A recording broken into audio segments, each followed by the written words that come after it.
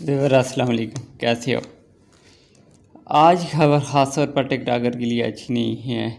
پاکستان میں کروڑوں کی تعداد میں لوگ ایسے موجود ہیں جو اس شارٹ ٹرم کی ویڈیو بناتے ہیں اور کروڑوں میں دیکھنے والے ہیں۔ آج کی اس ویڈیو میں آپ کو بتاؤں گا کہ ٹک ٹاک کو کیوں بین کیا، کس وجہ سے بین کیا اور کیوں اس کو بڑی ایپ کو پاکستان ٹیلی کمیونیکیشن اتھارٹی کو بند کرنا پڑا ہے۔ تو ویڈیو کی طرف بڑھنے سے پہلے آپ سے ریکویسٹ ہے کہ اگر آپ نے ابھی تک میرے چینل سبسکرائب نہیں کیا تو نیچے ریڈ کلر کا بٹن دکھائی دے رہا ہوگا، اس کو دبا کے سبسکرائب کیجئے اور اس کے ساتھ بیل کے بٹن کو دبانا نہ بھولیے تاکہ ہر آنے والی نئی ویڈیو سب سے پہلے آپ تک پہنچ سکے۔ تو اس کی ویڈیو کی طرف بڑھتے ہیں اور دیکھتے ہیں کہ کس وجہ سے ٹیلی کمیونیکیشن اتھارٹی کو اس کو بند کرنا پڑا۔ تو اس کی وجہ تھی کہ معاشرے میں مختلف افراد کی طرف سے غیر اخلاقی مواد کی شکایت موصول ہونے پر اسے ٹیلی کمیونیکیشن اتھارٹی کو بند کرنا پڑا ہے۔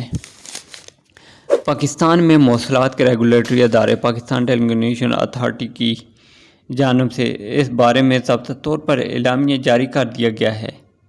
ادارے نے اپنی پریس ریلیز میں کہا ہے کہ معاشرے کے مختلف طبقات کی جانب سے اس ایپ پر مواد کے خلاف شکایت کی گئی تھی۔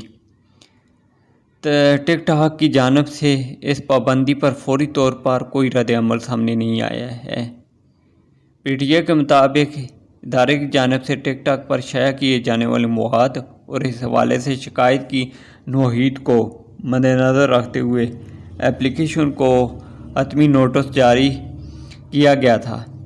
اس حوالے سے حکام کا کہنا ہے کہ ٹک ٹاک کو بتا دیا گیا ہے کہ پی ٹی اے مذاکرات اور اپنے فیصلے پر نظر ثانی کے لیے تیار ہے، تاہم اس کے لیے ٹک ٹاک کو غیر قانونی مواد کے خلاف ایک اطمینان بخش طریقہ کار واضح کرنا ہوگا۔